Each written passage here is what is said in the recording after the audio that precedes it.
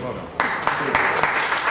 Grant Robertson. Thank you very much, Mr Speaker, and can I begin by congratulating the team. Just before I do that, I neglected to say the question is that the motion be agreed to. Good, Mr Speaker. Grant Robertson. Thank you, Mr Speaker. Can I begin by congratulating the entire team of presiding officers who've been selected.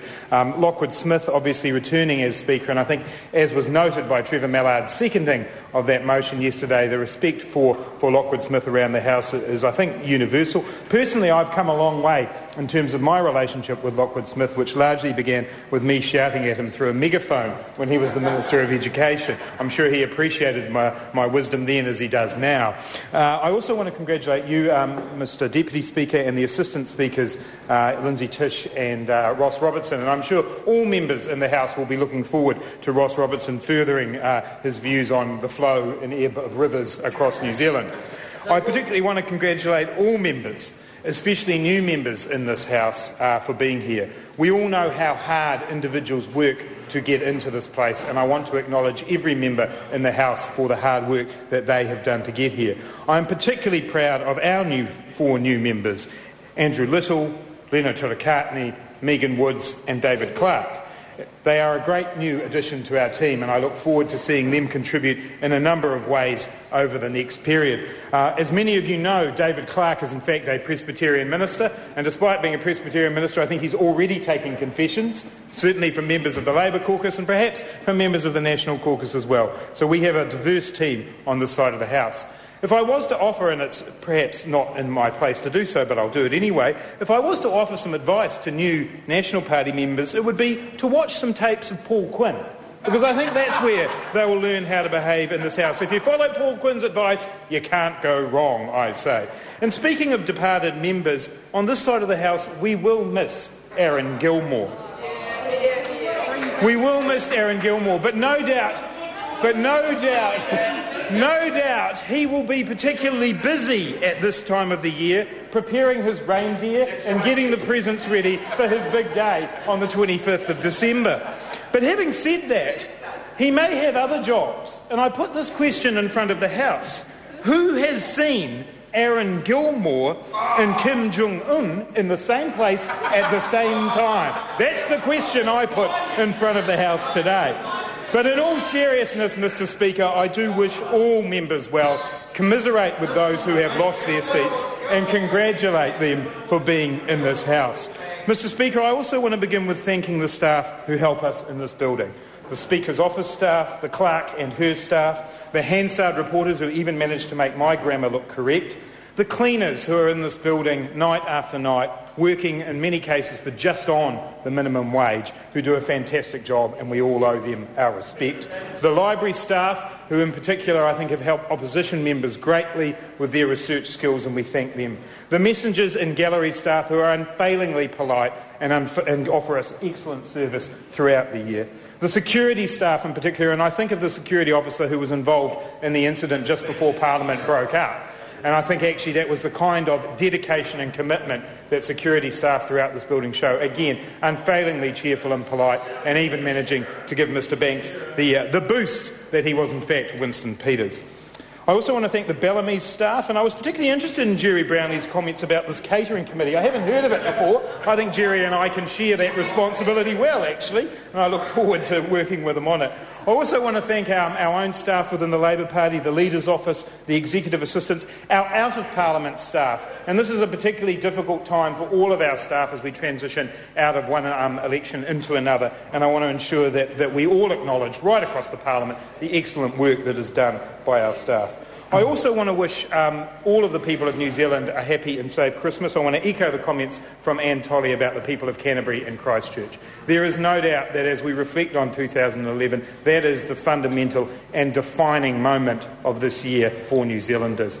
And I think we all know people in Christchurch, the MPs in this House and others who have worked so hard. And I want to acknowledge all MPs from the Canterbury region, because I know that they have all put an effort in. And I want to make a particular mention here of Brendan Burns as an MP who lost his seat and place in Parliament. That is the democratic process. But I don't think anyone can deny the effort that an MP like Brendan put in to looking after his constituents. He lost 2 electorate offices in 2 different earthquakes. And although all Canterbury MPs work hard, he is one who will not be here in the future, and I do want to acknowledge his role.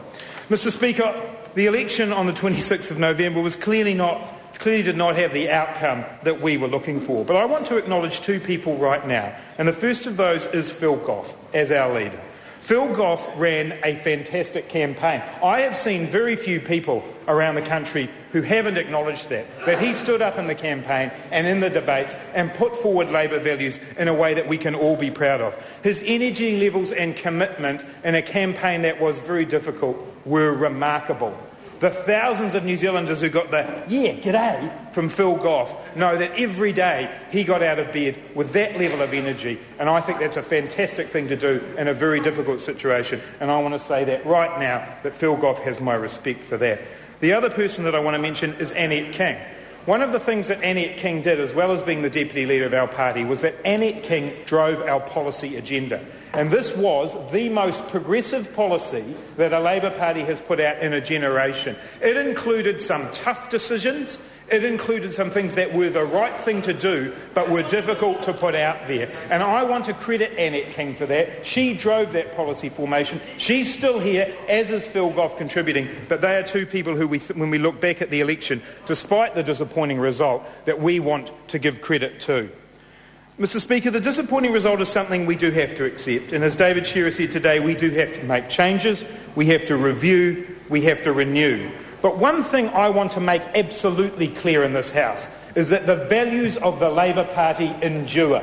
The values that have brought all of us on this side of the House endure. The values of people before money, of social justice, of opportunity and of inclusion. Those values we hold dear. Yes, we must relook at what happened to us, but we will never give up those values. We will never forget the people that we are fighting for across New Zealand. And as disappointing, Mr. Speaker, as the result was, for me, perhaps what was more disappointing was the hundreds of thousands of New Zealanders who did not vote at all. And this is an issue right across the House, not for any one party, but for all of us to take some responsibility for ensuring that the politics that we are part of is something that New Zealanders engage in. Too often, Mr. Speaker, as I have travelled around New Zealand, I think people believe politics is something that's done to them, as opposed to something that they are part of. That is a challenge for all of us to make sure that we connect with New Zealanders and make the politics that we are part of something that they are proud to be part of. We need to change the way we approach issues.